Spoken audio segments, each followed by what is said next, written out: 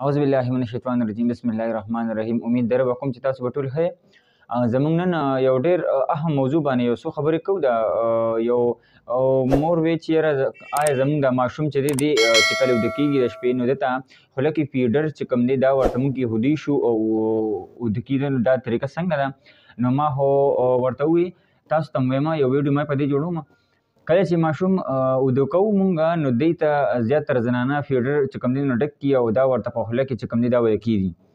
دا طریقه ډېره زیاته غلطه ده. اکثر کوشش کوي چې کله ماشوم د شپې پاڅي نو دی ګوره چې یاره دی چې دا جاړي دی چې دا رونګه رونګه کوي نو دا آیا دی اوږې دی که نه د ده پیمپر چک کوئ یا هغې نه پس وګوره که تر دې اوږي نو بیا تاسو فیډر ورکوئ نو خو هغه هم فیډر چې تاسو ورکوئ نو ماشوم ترخ کیلی داسې نو هغه ته سر ورته اوچت کړي نو بیا ورته فیډر تاسو ورکوئ.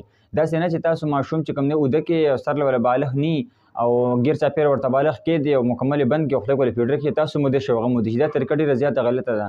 بعضې وخت کې د فیډر چې کوم دا خوله ده نیپل تقریبا دغه د دې دا سوری چې کوم دا زیات کولو وي یا دغه وي نو زیات تر دې ته که دا هوا نالۍ ته لاړ نو دا ډېر غټ نقصان ورکوي ماشوم ته. غاښونه خرابېدی شي دې سره غوږ کې مسله راتلی شي انفیکشن غوږ کې راتلی شي.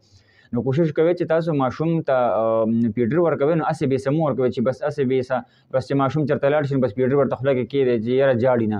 زیاتره اکثر چې کلینک ته راولي نو کله چې موږ چیک اپ کوو هغه کوو نو هغه فیډر ورته خوله کې کېښودي چې بس چې ګورم فیډر ورته خوله کې کېښودي نو دا طریقه ډېره غلطه ده. کله چې ماشوم جاړي نو هغه لومبې ګور چې یاره پیمپر یې دغه شوی دی د هغې نه پس ورته تاسو که چېرې د پیو جاړي چې یاره وږي وي کول خو د خپلې مور پې وي نو هغه لا بهتره ده. که هغه هم ني نو تاسو فیډر ورته ورکوئ خو لږ تر حده پورې. دا نه چې هر وخت مور کې فیډر تاسو په خوله کې کېښودي نو کوشش کوئ چې دې نه ځان وساتئ. او ماشوم چې دی نو ماشوم ته داسې مه کوئ چې ګیر چاپېره ورته بالښتونه ښه کېږدي او دې داسې بند کړي چې دې سر هم نشي خوځولی. نو لږ فیډر ورته ورکوئ کوشش کوئ هغې نه پس ورته بیا فیډر مه ورکوئ. امید در به کوم چې تاسو به ویډیو خوښه شوي وي او زموږ دا چینل که تاسو تر اوسه پورې نه سبسکرایب کړو دا سبسکرایب کړئ او دا بیل آیکن دباو کړئ زموږ هره نوې ویډیو تاسو ته د ټولو نه مخکې در رسي. د الله په امان.